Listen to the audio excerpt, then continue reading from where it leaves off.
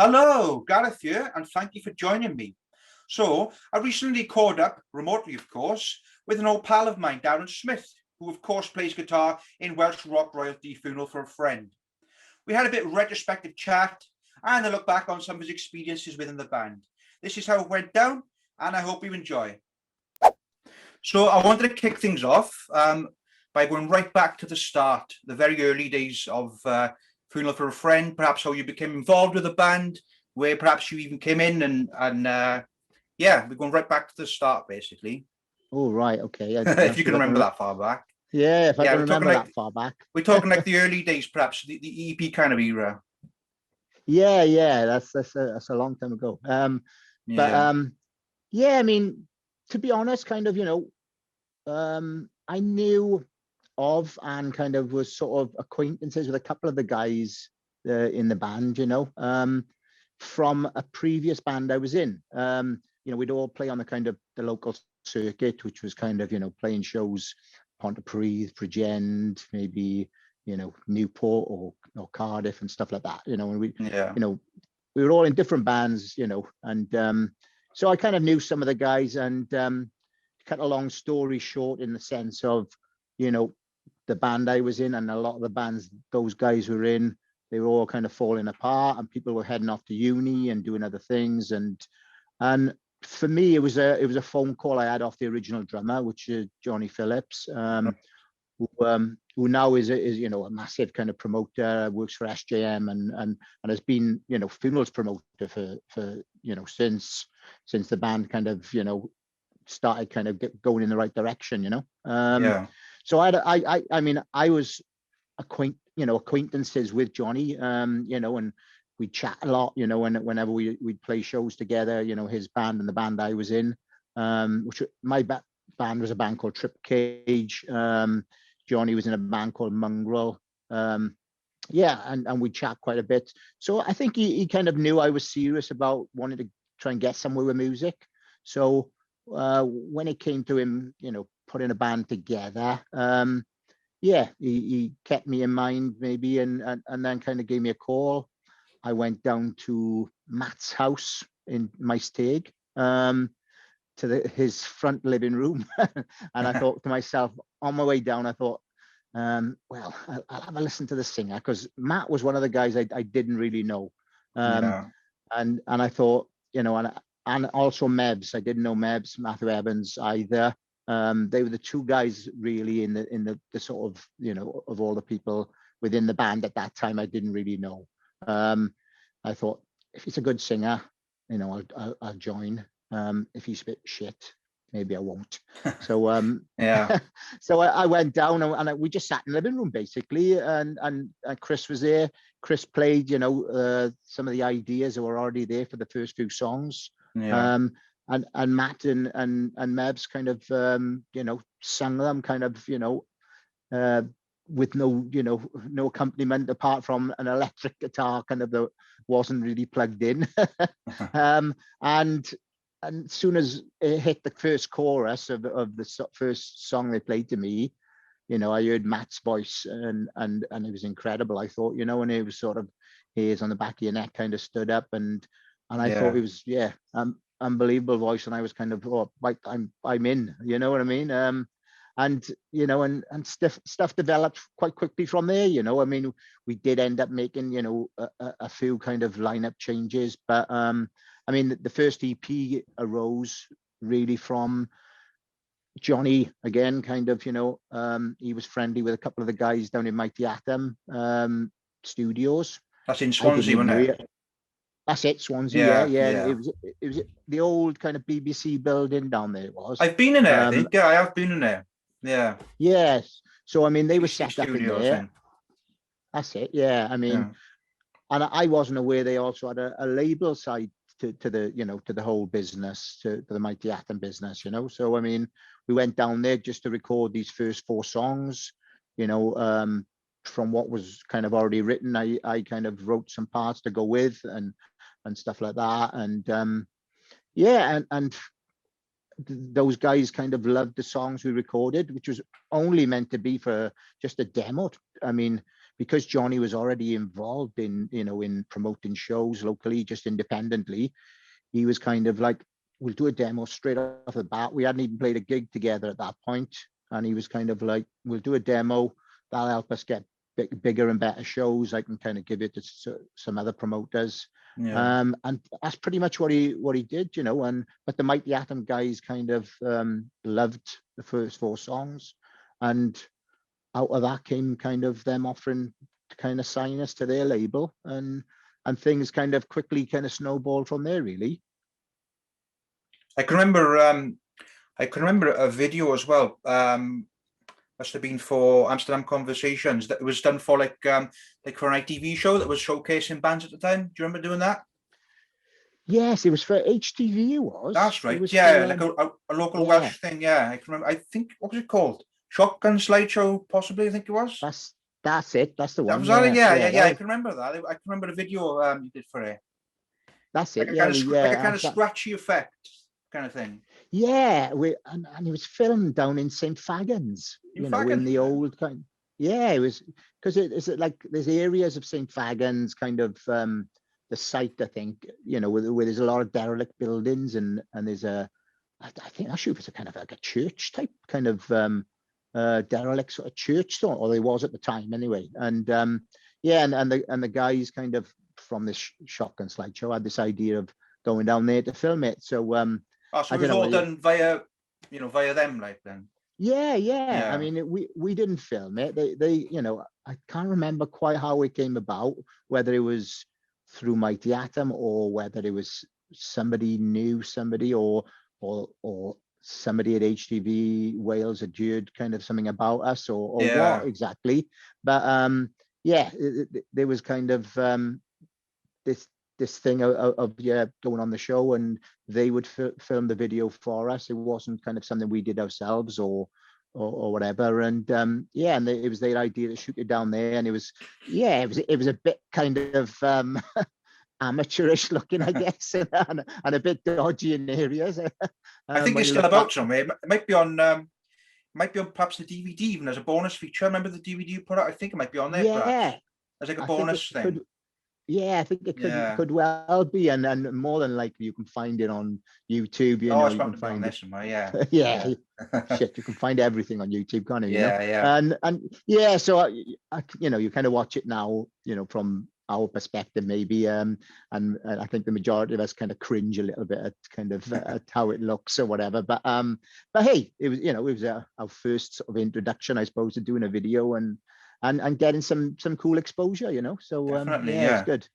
Them first EPs are really sought after as well, especially 4 Ways to Scream Your Name as well. That's I've had a little search as well online for that. That is extremely sought after at the moment. Yeah, it seems to be. That's definitely. It became kind of, I suppose a little bit rare for a while. I mean, I think they've done some represses of the first EP for definite. They haven't of 4 Ways. I know 4 Ways was only a limited amount we made, and I've got a copy here actually. I paid $2.99 for this back in here. It's still got the label on there, but there you can see that. But bargain. You won't find that now for $2.99. Definitely not. No, and I think we put it on CD, and it was on kind of, there was a vinyl, gatefold vinyl, I think, of there was maybe sort of two vinyls in a gatefold thing or something. I can't quite remember. But I know it was only kind of a limited amount, kind of, Atlantic sort of had this idea, or at the time it was kind of Infectious had this idea of, making it quite limited. And and then kind of, years later, you started to see kind of the people, maybe selling it kind of, and the price kind of rising because it was becoming quite difficult to get hold of. Like, I've seen it listed anywhere from £10 to £40. It's definitely sought after now, definitely. Yeah, and when you consider, it started out at $2.99. You know what I mean? Yeah, exactly. Great. The inflation there, it's pretty good going. Like, yeah. So obviously, I want to talk about the debut, Casually Dressed. How did that kind of come about from there? Then when did the writing sort of begin for that, perhaps? To be honest, kind of, the writing began kind of, like I say, from the point that, where I got, joined the band, which was definitely kind of right at its beginnings, really. They Yeah. were there was elements of the band before I joined, and they even had a different name called January Thirst. Okay. Yeah, and it was kind of more of a metal band. It was more aggressive, more kind of metalcore, I suppose. A bit more kind of extreme, different singers and stuff. But when it transformed and changed and inevitably became Funeral, when I got involved, I mean, the writing began immediately, really. Like from Yeah. those first bunch of ideas I was played when I went down, like I say, to Matt's kind of front living room. From that point, I started kind of writing ideas to go with what was there, and from the point then of going down to Mighty Atom, and they became involved, and they had a studio there, of course. We became kind of, fairly prolific, I suppose, because, things started happening quite quickly for the band, and especially Definitely. kind of, other bigger labels wanted to get involved and showing interest, and therefore kind of a lot of those labels, they wanted to hear more material, to hear whether, I guess, we had enough strong songs to maybe do an album or something like that. So I mean, we started kind of writing immediately and became pretty prolific, I think. The chemistry seemed to kind of be really good between us all, to be able to write, pretty strong songs consistently. So yeah, we just tried to kind of continue just churning them out, and like I say, kind of, they all seem to be pretty, strong and kind of consistently kind of, good songs, I thought. So yeah, so we just plowed ahead, and different kind of, like I say, people got involved, different labels are showing interest. We ended up doing a bunch of showcases up in London, where practically every label came to watch us. I think we did something like 6 showcases, and there was something like 3 or 4 labels, maybe 4 or 5 labels in each sitting. So there was Sony, So there was, when you play these showcases, like, is there more like a sort of like private kind of audience then, rather than, yeah, I mean, it was in a rehearsal space in Putney up in London. Oh, It okay. was. Yeah. Yeah. So and it was it's a decent size.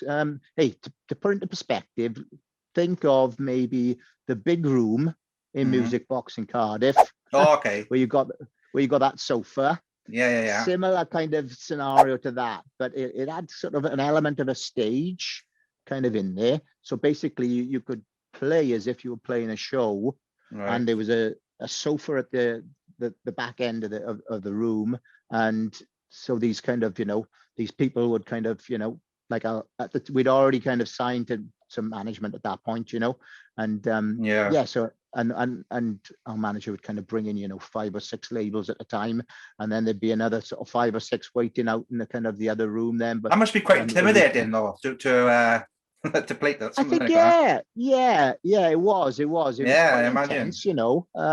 I mean, and we play like a half-hour set, Yeah. and for these people, and maybe have a chat with them, for a few minutes, and then they'd leave, and then another 5 or 6 would come in, and we'd play another Yeah. half-hour set. So we did something like 6 of those in the one day, and like I say, kind of, we had interest from, from Atlantic, Warner Brothers, Sony, kind of Roadrunner, kind of, Virgin, kind of, just pretty much, most of the labels, to be Yeah, all the honest. key players. Yeah. Yeah. I mean, it was sort of, as soon as some of the bigger labels showed interest, it's almost kind of like a feeding frenzy, like the sharks. They all want to kind of see what the fuss is about then, and they all sort of want to jump on board to sort of, see what the fuss is about, and see whether they maybe can, interest you in signing to their label or whatever. So we did that. Yeah, and decided to go with, at the time, it was a label headed up by a guy called Corder Marshall.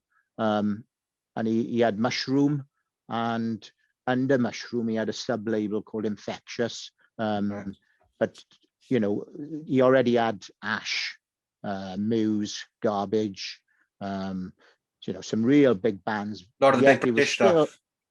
Yeah, but it was still, you know, it was still an independent label, really, you know. But during, you know, the time of him then wanting us to sign to kind of Infectious, it turned into kind of a situation where he was offered to head Atlantic UK, to become head of that. So what he ended up doing was taking all his staff and took them all into Atlantic sort of UK. We put out, you know, Casually Dressed through kind of through the Infectious label, but indirectly we were signed to Atlantic, really, and then we officially signed to Atlantic from that point onwards. Then we re-signed all our contracts, and we were signed to Atlantic and Warner Brothers, you know. Yeah, I know you won Best British Newcomer as well at the Kerrang Awards the year that was released. 2003 was it? I think. Yeah. Could be. Yeah. I think it was. Yeah. 2003 3 or 4. Yeah. 3. Yeah. 2003. Yeah. Yeah.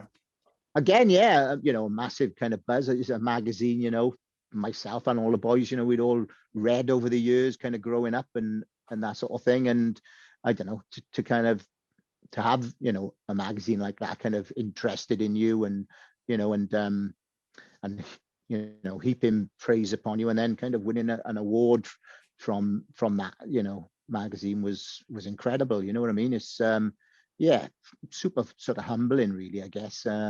Yeah, so it's a great buzz, definitely. Was you expecting the album to, you know, take off as well as it did? And I mean, I personally consider it hugely iconic, especially like on a local level. I think there's very few people who wouldn't consider that a huge, you know, debut Welsh album. Like it's just, it exploded really, and it's one of the definitely one of the key players in sort of the Welsh music scene, I'd say, even. Definitely. Yeah, I mean, I guess so, kind of, you know. I don't think we ever saw it that way, really. I mean, and then especially, you know, to begin with, you know, we were just kind of doing our thing, really. You know, we got kind of, you know, tied up with this whole new movement of bands that were coming through and getting bigger, and was turning into this scene, you know. And I think we were just kind of, you know, writing kind of, you know, the best we could, and hoping for the best in a lot of ways, you know. But it did seem to kind of, you know, I mean, for the band, you know, in itself, you know, a lot of kind of stuff sort of blew up kind of at the same time, you know, from the popularity of the band. And so, I mean, we hoped that, you know, the album would do well, and the people would kind of be into it. I mean, you know, there was a few songs off the earlier EPs that we didn't particularly want to re-record, especially the ones off Four Ways anyway.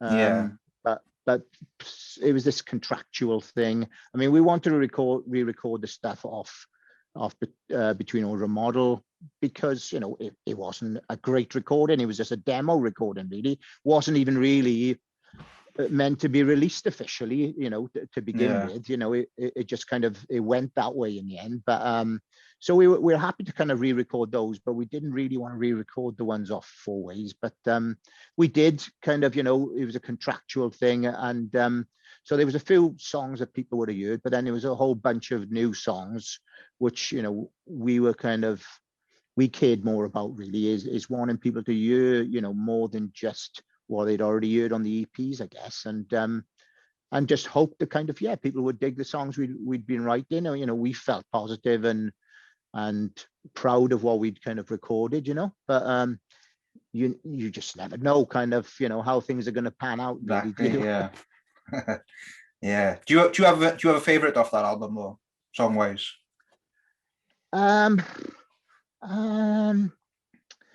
for me, yeah, I mean, it's obviously, I love kind of all the songs on there, but Escape Artists Never Die has always been a massive favorite of mine. Not just from the context of the album, but also kind of live. I always loved playing that song. I just think the kind of that song kind of puts across kind of, pretty much the whole sound of the band in one song, really. It's got kind of a lot of sort of changes and a lot of kind of movement going on in the song from beginning to end, from where it starts off to where it ends up, are quite different places, musically and kind of feel. So I've always loved that kind of song, and the audience participation in that song is always kind of pretty amazing live, So yeah. if I had to pick one, yeah, probably that one, I guess. Yeah. Okay. Yeah, that's cool. That's cool.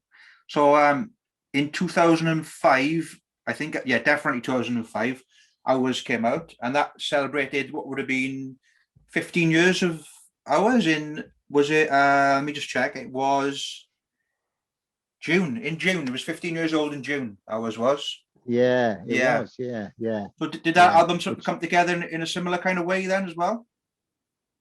Not really. No. It was a bit different. I mean, to be honest, kind of all the early stuff, including the EPs and the, majority of Casually Dressed, we would demo a lot of it in my garage. I had a kind of a little sort of makeshift kind of 8-track Tascam studio, and kind of cobbled together, I guess, and we would spend kind of hours and hours kind of writing and recording in there. So we kind of demo everything in there, and we did start off the same way for Hours, demoing tracks in that way. Yeah. And then Atlantic wanted us to kind of do some proper demos, you know what I mean? So we headed up to, I think we had a batch of about 6 or 7 songs, maybe written. We headed up to Outhouse Studios in Reading with John Mitchell, who we were already friendly with, and he's an amazing guy, a brilliant kind of producer and engineer. After we recorded with him, he went on and did Enter Shikari, Architects, You Me at 6. He did a lot of bands, kind of first EPs or first albums. That's sort of like the second wave of the British bands kind of thing.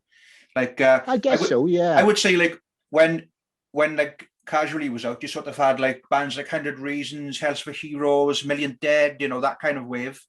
And then the second wave then would have been your sort of You Me at 6s and things like that. Yeah. That's what I would say. It was a few years kind of later. So we went up with John, up in Reading into his studio, which was kind of at the back of his garden, basically. But it was an amazing studio. I think John was originally, I'm not sure if he was Annie Lennox's guitar player for a few years or something like that. But he's really big in the prog world, and he's an amazing kind of musician himself. So we went up there for a week, I think it was, and demoed the first 5 or 6 songs. We came back and wrote some more, went back up to Reading and recorded those. And I think we ended up with around about maybe 10 songs, something like that. And obviously kind of, we started, we were already kind of settled on kind of, who we wanted to do it. And luckily kind of, which was Terry Date. And luckily kind of, he was well up for doing it. So, but it meant that, we were going to go over to Seattle to record it. So that was kind of, we still kind of wrote and jammed the songs in rehearsal room, but also recorded demos in my garage. But then we did proper demos for it then, like I say, up in Reading. So that was, I guess, kind of the slightly different kind of aspect of it, Isn't there some sort of urban myth that the song Drive was recorded in a car or something? I'm sure I it heard was, about that. Yeah. Yeah. I mean, we like I say, we were recording it in Seattle.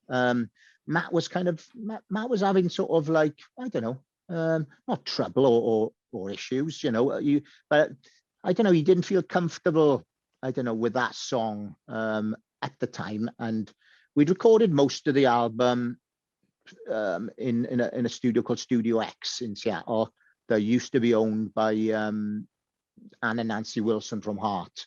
They owned it. So we were in there for a month, and Pearl Jam had booked to go in there. So we had to get out of there for 2 weeks while Pearl Jam were in there.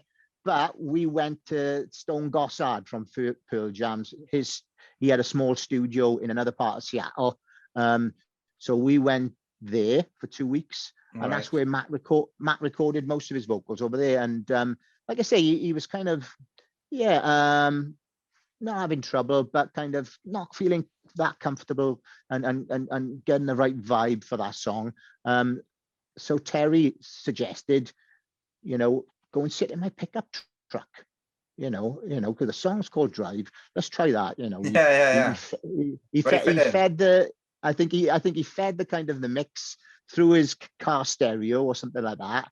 And Matt kind of had a beer and sat kind of in the front seat of Terry Dade's pickup truck, and and he recorded it in his truck, which was wicked. Like, I mean, but you know, that was the thing. You know, Terry was such a cool guy to kind of record with. He was up for trying anything that would get the best performance out of everybody. And I mean, there was even a situation where Matt recorded actually on the sidewalk outside Studio X, just with a microphone, like an SM58, just stood on the pavement as buses and cars were driving by, and kind of recorded outside there because they wanted to get the noise and the sound of the street kind of behind him and stuff. Yeah. So he was up for doing loads of kind of, you know, quirky, cool things like that. That's so cool. But that is a true story. Yeah, he recorded it in Terry's pickup truck. Yeah, that's a good story, mate. Fair play. I wasn't sure if there was any truth to it, to be honest. Like, I wasn't sure if there's any truth to that. I know, you would. You also won Best British Band, are you, as well? Yeah, another Kerrang award, are you? Yeah, absolutely. Yeah. Which again, kind of, you know, we were blown away by, you know, because you know, you're kind of in a category with kind of all these bands you kind of look up to and whatever. I mean, it was crazy winning kind of, you know, best newcomer kind of the year before. Definitely. You know, and I think it's that same year, you know, we won awards at kind of the Welsh Music Awards, Pop Factory Awards. We won a Golden God at Metal Hammer Awards that year, best newcomer there, I think it was. But then to get Best British Band, that was a crazy kind of, you know, feeling that was, because as I say, kind of, you know, that category, you know, is these iconic bands in there that kind of, you know, you looked up to, and so amazing again. Just kind of total buzz, like. Oh yeah. Do you have a favorite of ours then as well? What do your favorite of ours be? Favorite of ours? I'd say probably Hospitality if I were to choose one. That's probably my favorite song. Okay. That's probably my favorite song of ours, definitely. That's what I would say. I mean, again, kind of, you know, Hospitality is one of those tracks where I think we like to try and kind of, you know, sort of put together songs and try and kind of mix in lots of different kind of elements to songs sometimes, and like I said, start somewhere and wind up somewhere else, you know. So you know, there's quite a lot of tracks kind of like that. I don't know if I could choose one of ours really. I kind of, you know, I love that whole album, you know. Oh, it's great. Yeah, it's a fantastic album, and it all flows as well. Yeah, I think it's got, you know, it's got kind of a lot of different feels and vibes going on, you know, that, like you just mentioned, Drive, you know, it's got some acoustic kind of angled stuff, but it's also got, you know, some, you know, pretty heavy kind of, you know, The End of Nothing and stuff like that, which are, you know, the more heavier kind of tracks, I suppose. So yeah, difficult to choose kind of just one off that, you know.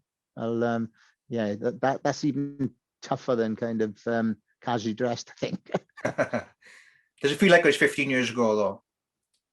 It doesn't, man. It's No, I don't. kind of Not for gone. me. That I don't feel like I was released 15 years ago.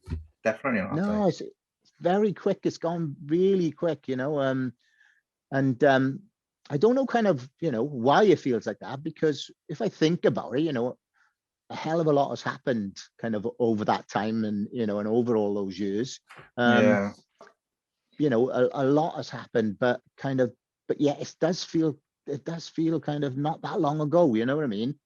It Yeah. definitely doesn't feel like 15 years. I mean, you know, I mean, just kind of, you know, being within the context of the band, kind of, you know, the years doing that kind of, you know, flew past pretty quickly. I think it was because it was, you know, so kind of non-stop and intense, you know. Yeah. So how Time did flies when you're enjoying yourself. well, yeah. I mean, it was just I can imagine it was just one sort of surreal sort of climb from, you know, start to finish with it all, right? Absolutely. All Yeah, these and you know what?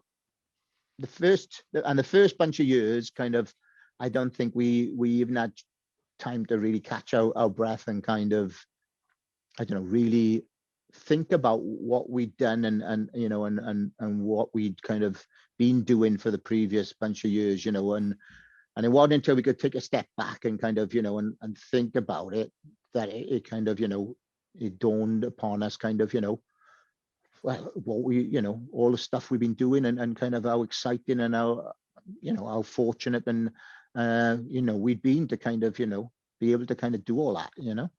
yeah, definitely. With Tales Until Yourselves though, that was quite a different sound of and style compared to the previous two, as well as a sort of like concept and a sort of, you know, a theme to it. How did that come about? Yeah, I mean, with Tales, um, well, the situation, you know, and the sort of the feeling within the band was there were so many bands kind of doing the screaming, singing thing The post-hardcore by kind this. of sound and thing, like, and Yeah, by yeah, this point, you know, the stuff that we'd kind of, you know, done years prior, you know, and everybody was kind of seemed to be doing that. So the consensus within the band was to kind of maybe try and kind of step away from that, because otherwise you almost become a parody of yourself, you know. There's all these other bands kind of doing that. Do you know what I mean? yeah, It's sort of like we'd already done that. Do you know what I mean? And and of course, you know, we're wanting to keep things exciting for ourselves, and make progress, really, you know, in as far as our sound, you know. So the consensus, you know, was felt, you know, to maybe let's try, you know, to take the kind of the screaming vocals kind of out. Um, let's concentrate maybe on kind of, you know, writing kind of, you know, not different kind of really. I mean, um, I think that, you know, the idea was to just kind of write great songs, you know, um, yeah, and perhaps timeless songs. Whereas I guess kind of, you know, some of the earlier songs, some would consider, you know, very much, you know, within that emo screamo kind of scene and that era and that particular time, you know. And I think yeah, kind of, you know, I think with Tales, you know, it was a case of wanting to write more kind of timeless songs that didn't necessarily only belong to that genre. Do you know what I mean? So I mean, it came, you know, again, we you know, we went into kind of, you know, writing. We hired out kind of Clearline Studios, as it was back then, out on Newport Road, in Cardiff. And you know, we jammed a lot. We recorded kind of some, you know, demos in Ryan's house. He put together like a cool digital sort of setup. So we recorded stuff in Ryan's place, demos and that sort of thing. And Matt wasn't sure kind of what direction he wanted to go lyrically, really, and he was kind of, you know, stumbling about on being a bit uncertain, you know, lyrically what he wanted to say, I think. And we were, you know, you know, continuing to just, you know, write the music and write kind of pretty much instrumental music in a sense, which, you know, we had done before a lot of the time. And then he came up with the idea of doing the concept, and he came up with the whole story, and that really kind of fired him up to kind of really blast through writing kind of, absolute ton of kind of lyrics, and for the songs that kind of, the music we'd been playing would become, I mean, even though it's a much different sound, it still sounds like Funeral for a Friend. That's the thing. I think How so, do you manage to how do you manage to pull that off? I mean, necessarily, all of the albums, I suppose, don't completely sound the same, yet it still sounds like Funeral for a Friend. Is that a sort of conscious yeah. thing, or is that just how it is? Because it's you guys playing together, perhaps, or... I think it is. Yeah, I think it's a case of our chemistry and what we sound like playing together, and and because we'd all get involved in the writing process and that sort of thing. You know, I think kind of we managed to keep that thread and of like you say, our sound running through kind of everything we did. Yeah. Because that was the sound of us guys kind of writing and playing together. So we managed to kind of keep that, even though, like you say, kind of the songs kind of and the sound in other ways altered, and for us, as I just mentioned, we wanted to keep things interesting, exciting, and moving forward and progressing. I mean, I don't think we were ever kind of a band that wanted to just stay in one spot and just keep regurgitating and repeating ourselves. Yeah. Otherwise, you're just releasing the same album all the time, kind of thing. Yeah. Yeah. And there's no real point in that. If somebody wants to hear songs like Casually, that are on Casually Dressed or whatever, then listen to Casually Dressed. You know what I mean? You don't need to keep kind of rewriting those songs, constantly. I don't think, so we kind of wanted to, like I say, keep progressing. And I think, what we ended up doing was we took kind of perhaps certain aspects of songs that had come before, say the more melodic side of the previous kind of albums and EPs, and we sort of just honed in and concentrated more on the melodic side and the aggressive side, I guess, and who knows, kind of, further on down the line, it came back to doing more aggressive stuff. Yeah. So I think, it wasn't necessarily a conscious effort, but we just wanted to keep kind of moving forward and keep trying kind of, to write great songs, I suppose. And like I say, it felt like at the time we didn't want to kind of just be a parody of ourselves. And there were so many bands copying that kind of blueprint of the screaming, singing thing. Yeah.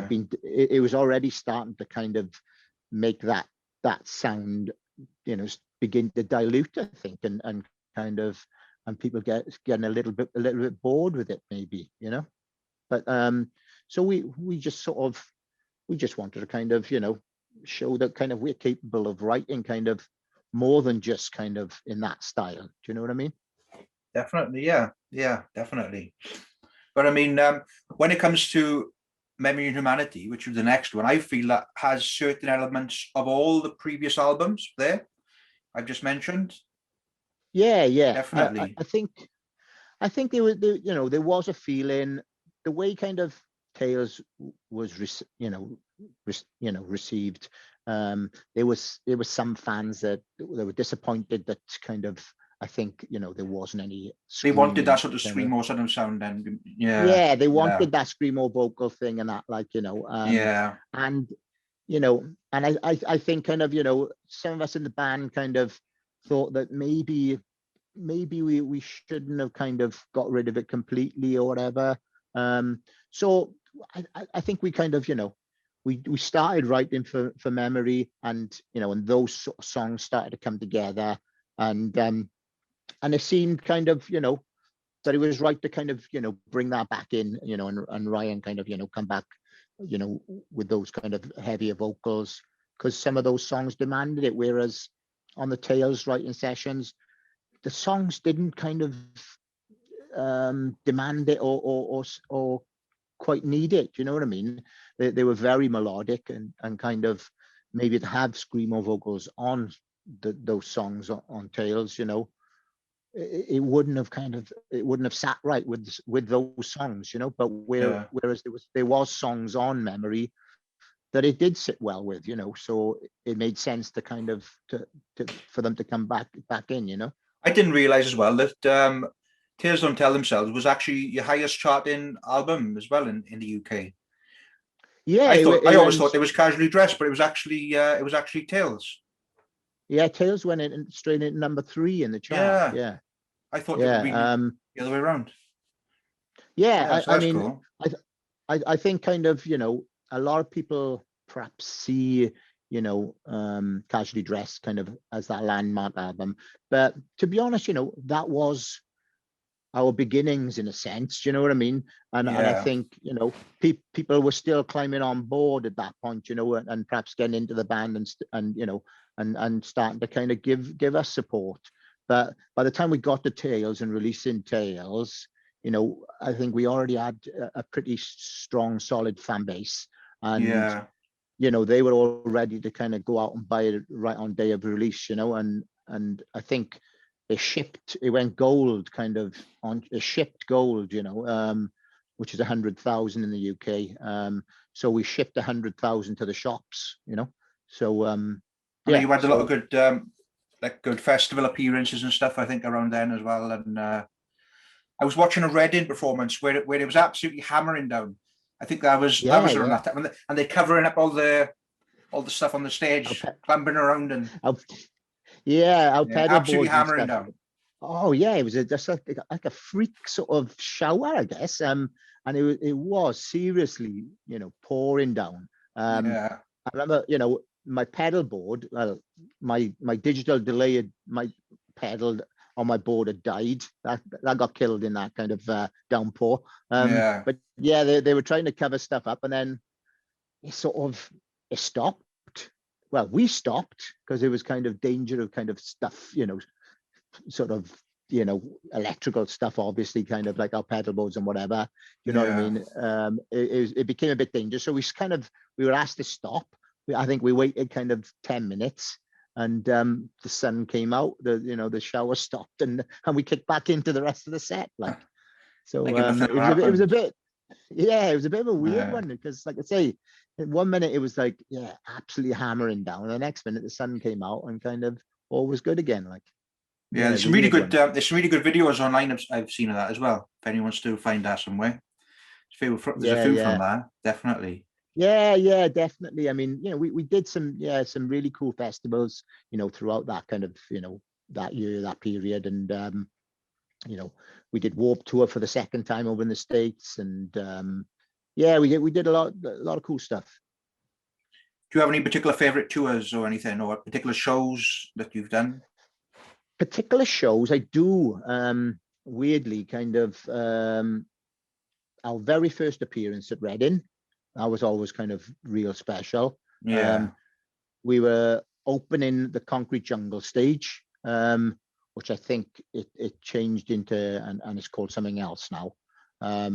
But we were opening that, and there was loads of great bands kind of on the bill, and we released Juno that week, and it got to number, I don't know, what, 12 or something like that. So they asked us, did we want to switch to the main stage and open the main stage? And we chose not to. We said no, we'll stay on the Concrete Jungle stage.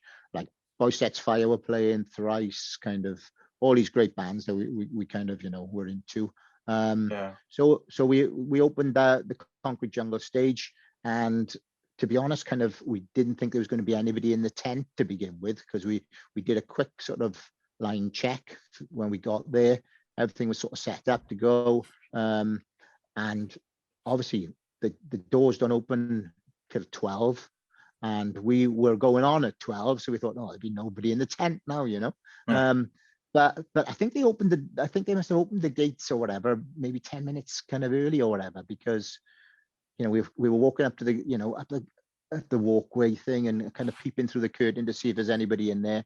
Nobody in there. And then kind of about 10 to, we kind of, a couple of us walked up and looked through the curtain, and you could see people running from the kind of the entrance gates to the tent.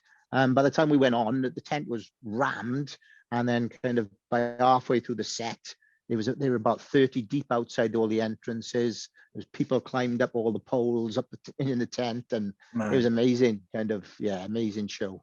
I mean, that's definitely one of my favorites. But also, we played a show in Cooper's Field. We opened Compass Point, was it? The Compass Point Festival. I was at that, yeah. Yeah. We opened it the first time we played it, the year before. And then by the following year, we just finished recording Casually Dressed, and they asked us to headline it on the Friday night. So we'd been up recording Casually Dressed, and we rehearsed up in London in the studio, and then drove straight down to play it. And there'd been some stuff online slagging us off, saying we didn't care about Wales and we'd forgotten about it because we'd been touring kind of, you know, here, there and everywhere. And we sort of took that to heart a little bit. But we got down there and we walked out on stage, and the sound and the crowd was so kind of super loud. You could barely kind of hear ourselves playing to begin with, you know. It was, and people singing along to the songs and stuff. It was, it felt sort of slightly emotional kind of thing. It was almost kind of like, you know, we were thinking like, oh, shit, kind of people are slagging. How's it going to go down kind of thing? Yeah, it was kind of, but what we found out was it was a small minority on some forum. You know, they were having a sort of a little bit of a bitch about us or whatever.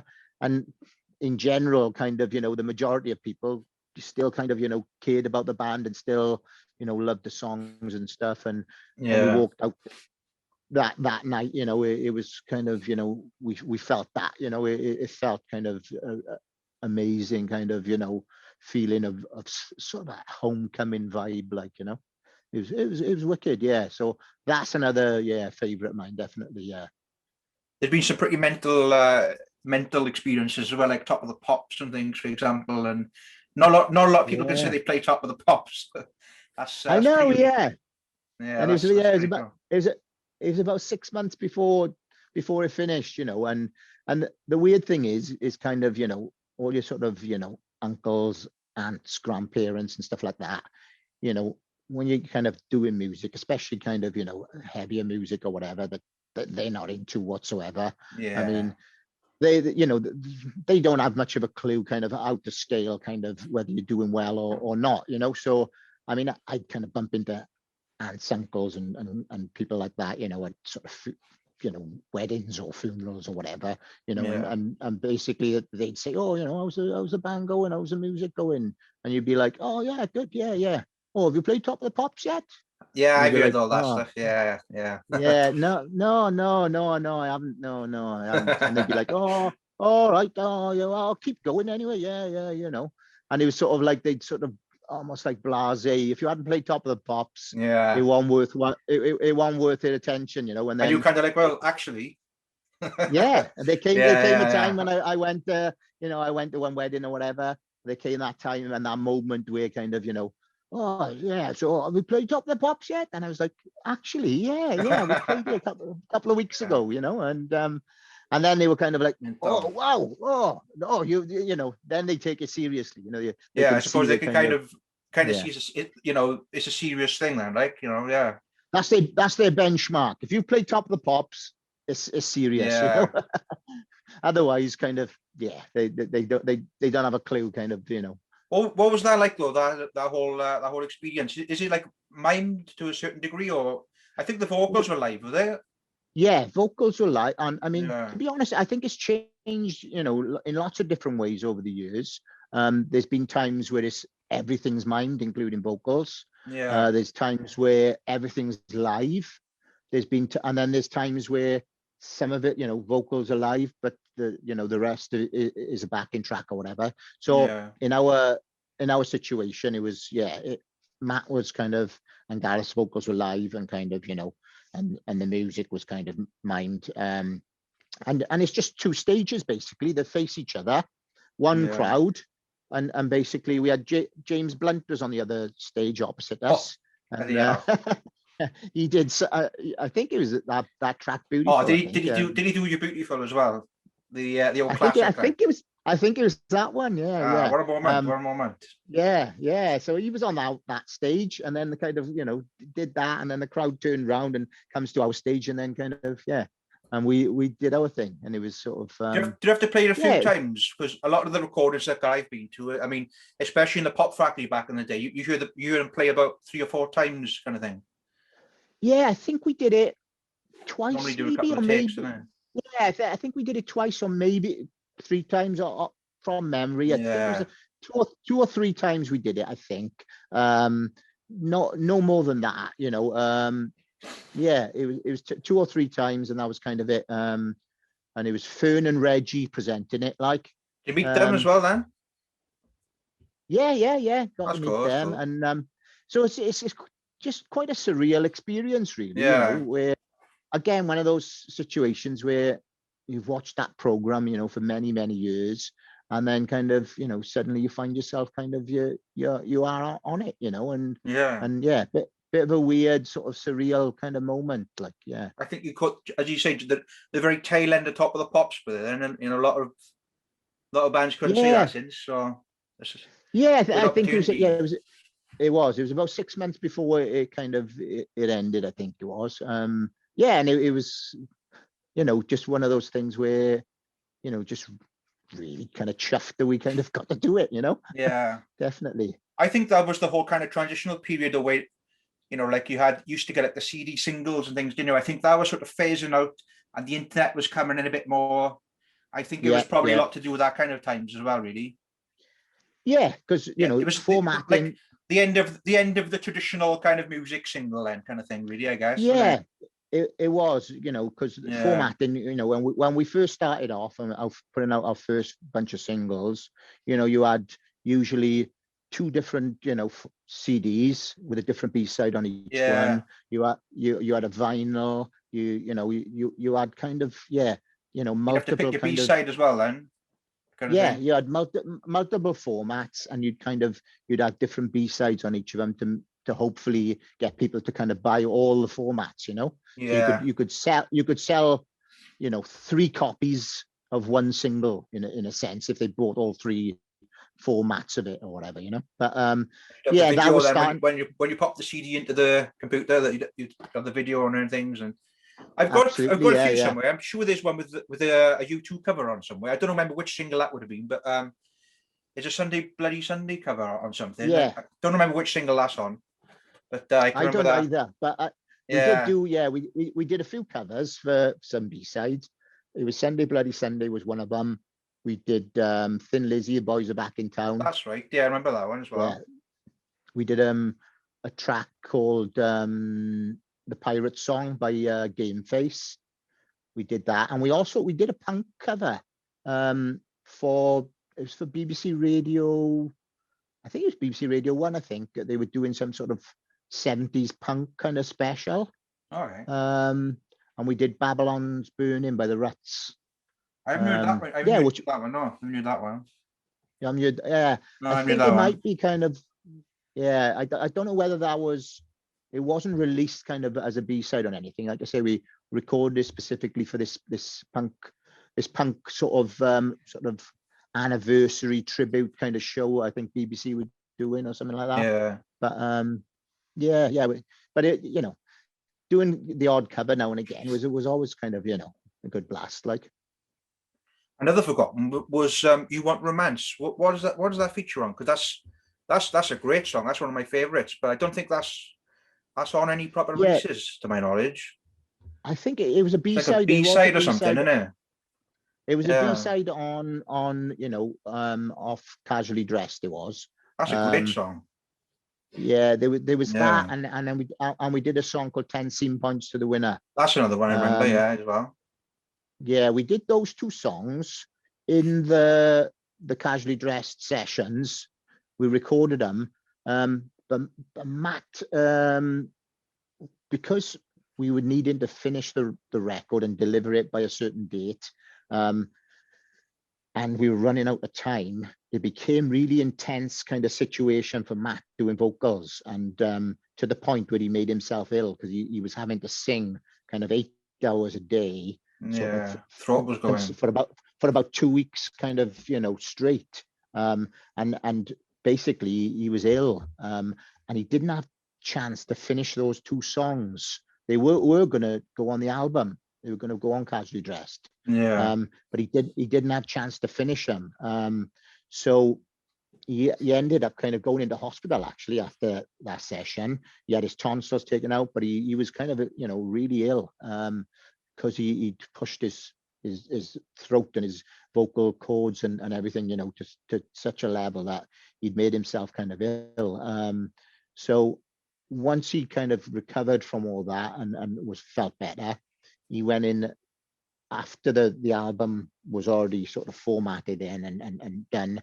The songs couldn't go on the album, so he did do the vocals on them, and they came out as B-sides, but yeah, there a lot of people kind of like that song, Yeah, great What song, Love that is, Has. definitely.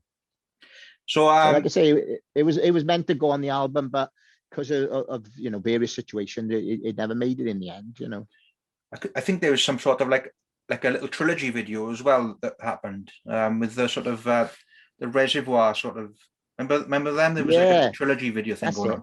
One of them was Yeah, Juno it was. acoustic, wasn't it? Nice That's little it. It was video on that all. trilogy. It was sort of. I mean, when we were releasing the singles, because a couple of the songs, like Juno, was an older song that had been on one of the EPs as well. Even though we'd re-recorded it, we felt like we wanted to kind of almost put a double A side out. So there was that track, that had the video for it, Juno, but we wanted a video for the other track that was going to be its B side or a Yeah. double A side. So staying in with the theme of the artwork of the album, Atlantic came up with the idea of kind of filming these videos that were, I don't know, slightly vague and a bit kind of weird and whatever, with these people with these kind of, things over their head, over their faces, cloths over their faces and stuff to tie in with the artwork, but so that we'd carry on kind of touring and we didn't need to be in the videos. They need to appear in And them.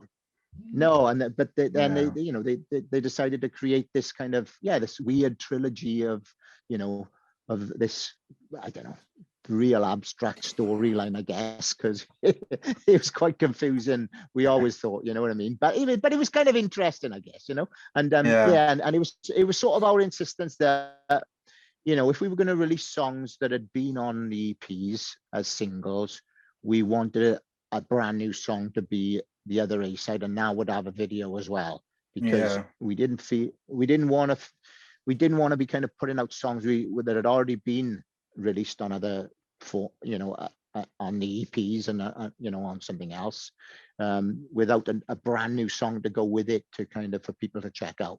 So so that's where that kind of came from.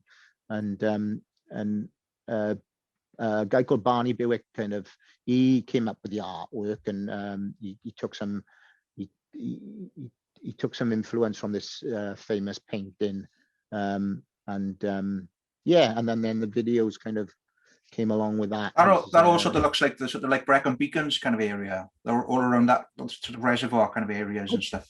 Do you know what? Yeah, I'm not quite sure where it was filmed or where they all were filmed, because I think one of the videos, I think there's sand and stuff, and they're digging holes and stuff. But I don't know. I don't quite know where they were all filmed. I'm guessing possibly, the last one, which was with the reservoir, that maybe would have been kind of up one of those kind of. That looks like definitely kind of area. Yeah, could well be. I mean, I'm not quite sure where they were kind of all done, to be honest. Like, so we mentioned some. It was interesting. Mentioned some crazy experiences and stuff. Were there any other interesting people you met? Because I saw you post something about Coronation Street people the other day as well. Like, right. And they weren't just any Coronation Street people; they were absolute icons like Jack Duckworth and Vera Duckworth and Bet and things. Yeah.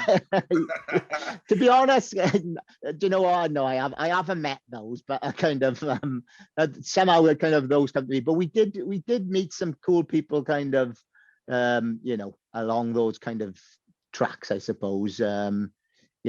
I remember meeting, a couple of us met Tony Hadley, the lead singer of Oh, Spandau Spandau Ballet. Ballet.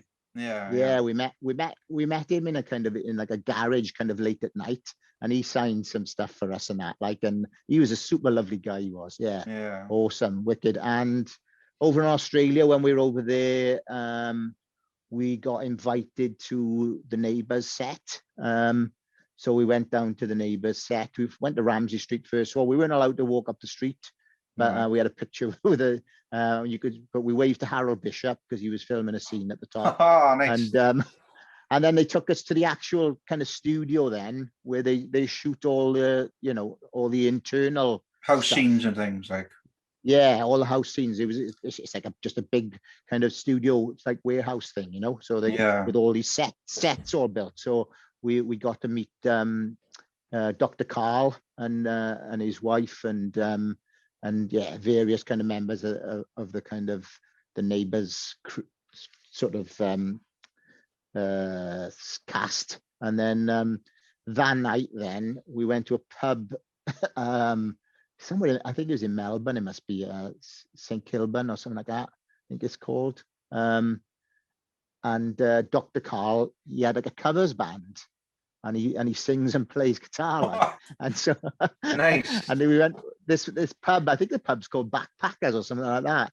And I remember we went there and kind of like, and he gave a shout out to us while he was on stage, and you know, and dedicated a song to us, and we went backstage then to kind of to see him and kind of and have a chat and that. And so yeah, we had a few kind of, you know, bizarre kind of weird things like that, I suppose, with soap opera soap stars and things. yeah That's crazy. Yeah, good fun. So I'm going to bring things right back up to more recent times now.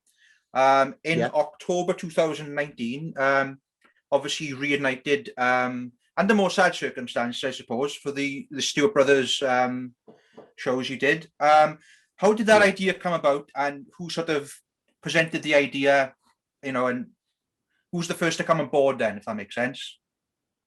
Right. Well, to be honest, kind of, you know, we heard sort of something about it, you know.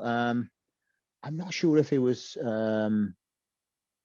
Chris or Ryan maybe were the first to kind of mention it. Right. And maybe, you know, could we come up with some memorabilia to sell? And, you know, did any of us have kind of some stuff that we could kind of, you know, flog to kind of raise some money? Yeah. Merch and things and whatnot.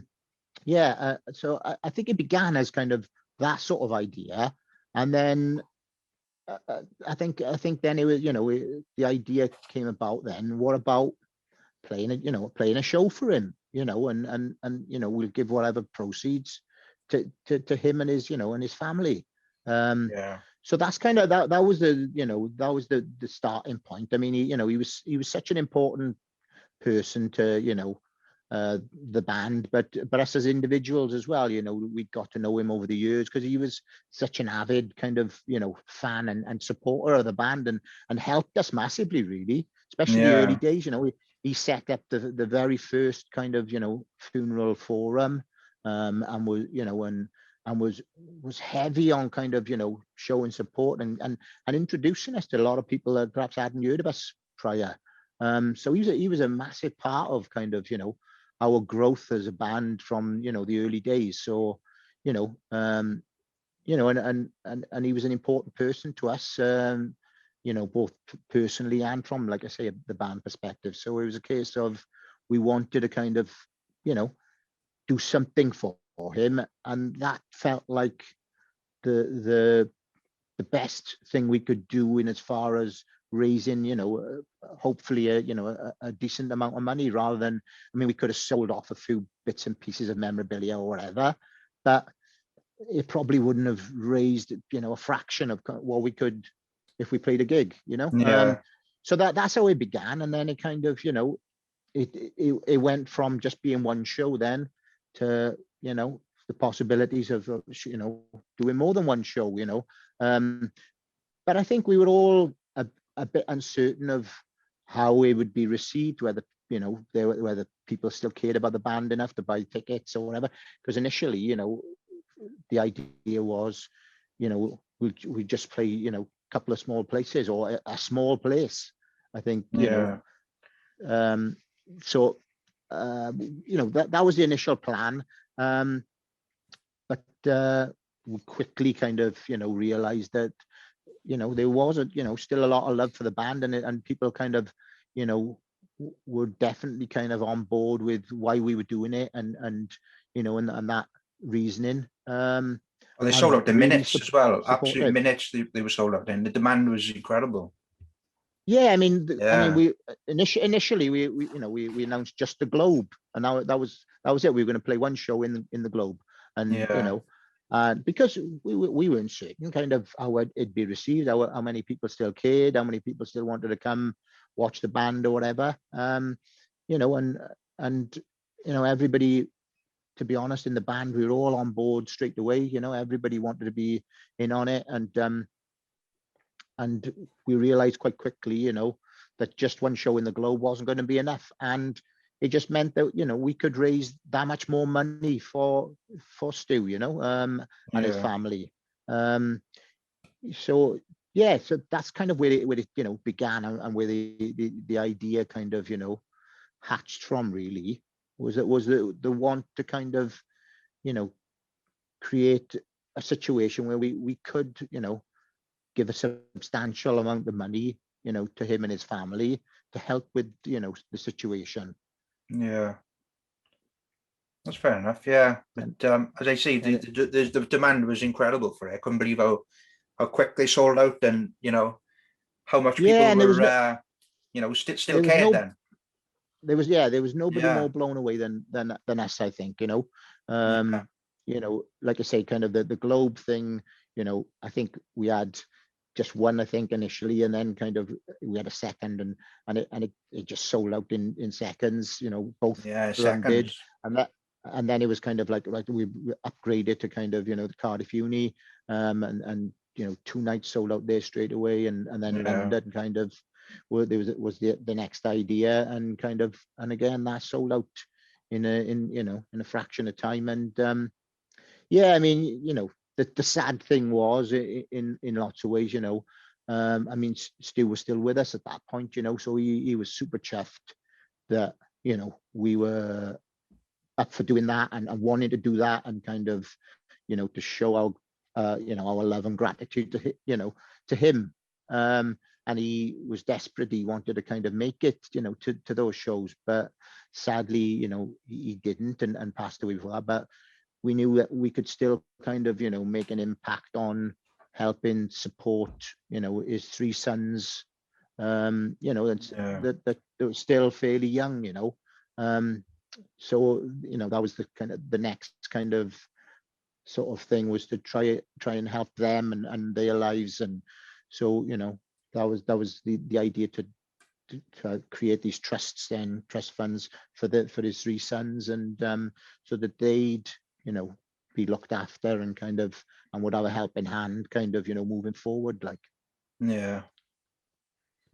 So, I mean, you know, it must have felt all kinds of emotions though, playing that show, on all kinds of levels, I imagine, as well, especially for yourself, because that would have been the first time you played with them properly in quite some time, like, as well. Yeah, it was. You know, I mean, when the band was finishing off, you know, and they did the last Chance to Dance tour in 2016, like, me and Ryan went along, and we got up and kind of did a song, kind of, in a few of the shows, 2 or 3 of the shows, the London shows, the Cardiff shows. But you know, but then kind of, you know, that situation of us all coming back together then, and you know, and the fact of it being kind of, you know, all of us, you know, with Boosh and kind of Gav, myself and Chris, kind of, you know, and Matt and Ryan, kind of, you know, so it was a kind of a bigger band, if you like. But but you know, it was exciting. It was kind of, you know, a brilliant feeling to kind of all be back together. But you know, it did have this underlying kind of, you know, sadness to it, because, you know, the reason we had come back together, you know, and we were doing it was for this person that was, you know, so important to us. Yeah. But it was still, you know, super kind of thrilling to kind of, you know, to be back up, you know, with the band and kind of, you know, obviously kind of doing, you know, full shows. And yeah, it was great fun. You know, we had an absolute blast. We had great fun throughout it all, to be honest. Even, you know, all the rehearsals we did beforehand. You know, things were made a little tricky because, you know, Matt lives in Germany, Chris lives up in London, Yeah. and sort of so the logistics of everybody coming together. But we had, you know, such a good laugh, kind of, you know, in the rehearsals and then kind of at the shows and playing them. It was sort of like we played the last one, you know, in London, and it was a case of, you know, we wanted it to keep going and you know, last another few weeks or something. Yeah. But it was, yeah, it was brilliant. It was, and you know, and for myself, you know, it felt kind of a bit like coming home, I suppose. You know, Yeah. it felt when I walked up on stage the first night in kind of in Cardiff Uni, you know, it felt so comfortable and it felt just Natural. natural and right. Yeah. And yeah, and the feeling was kind of was amazing. Yeah, it was great to kind of be back, all of us together doing it, you know. I know you were offered, obviously it didn't take place, you were offered download what would have been from that as well then. Yeah, Yeah. weirdly, you know, we were heading back That from was the the London plan. show. Yeah, we were Yeah, heading yeah, back yeah. from the London show, kind of on Splitter, you know, Gordon driving us, and our next thing, kind of Ryan had a phone call, and it was Andy Coppin, you know, asking would we be interested in playing, you know, download, and so, you know, we discussed it then kind of afterwards, and you know, and yeah, we were kind of up for doing that, and then before you knew it, kind of yeah, the pandemic thing kind of began, and yeah, and that couldn't go ahead, The end of that. uh, and here we are, kind of, you know, a year or so later, So do you think you know, from. do you think that whenever download happens again, are you guys still going to play that, or is that still on the cards? Or We'd like to. I mean, you know, we were aiming to play it, you know, this year. You know, yeah, at the moment, everybody seems kind of very uncertain of kind of whether things are going to be kind of back in place and able to kind of, you know, happen, you know, by June. So yeah, we're a bit yeah, uncertain kind of whether that's going to happen this year or not. You know, we're waiting like everybody else, I guess, to find out and see how things kind of all, you know, it all pans out, I I don't know. suppose. You've got the April tour as it stands. What's the official verdict then on that at the moment? Again, kind of, you know, similar thing. You know, we're all a bit uncertain. You know, we wanted to go ahead, but Yeah. you know, the way things are looking, and you know, and the uncertainty, you know, connected with obviously the lockdowns and all that sort of stuff. We're a bit unsure, you know, whether that's going to definitely kind of, you know, happen at the moment. We really wanted to, you know, but Yeah. it's you know, it's out of our control to a certain degree, you know. Yeah. So we'll just have to wait and see how it, you know, pans out and kind of and what happens Yeah. regarding all, you know, all the various measures and stuff they put in place, and whether it can happen and whether it's a possibility or not. We wanted to, Yeah. and you know, and we're looking forward to it. Can't wait, you know. But Exactly. Yeah. yeah, who knows? That's fair enough. But I'll pop some kind of link up if it does happen, or if it's rescheduled or whatever. Anyway, and let people know about Awesome. that. All right, good. Yeah. So, Nice like, one. I mean, a lot of people are going to want me to ask you this question. You know what's coming.